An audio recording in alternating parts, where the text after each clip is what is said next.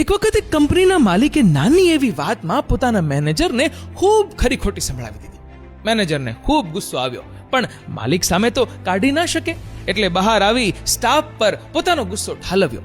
હવે વગર કારણે સાંભળવું પડ્યું એટલે સ્ટાફને પણ ગુસ્સો આવ્યો, પરંતુ મેનેજરને તો કશું કહી ના શકે, એટલે બહાર આવી એક પછી એક બધા પોતાનો ગુસ્સો ગેટે ઉભેલા વોચમેન કાકા પર ઉતારવા માંડ્યા.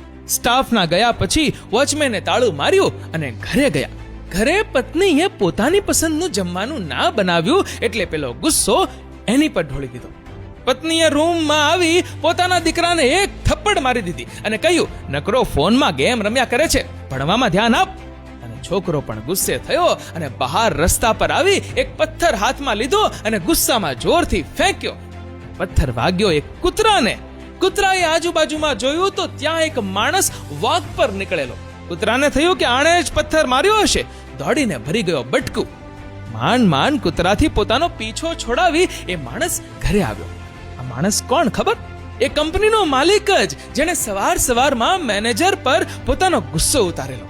મિત્રો, તમારું કરેલું કર્મ તમારી પાસે ફરીને ફળ દેવા આવે જ છે, પછી એ સારું હોય કે ખરાબ. તમારું શું કહેવું છે કમેન્ટ કરજો, અને વિડીયો ગમ્યો હોય તો લાઈક અને શેર પણ.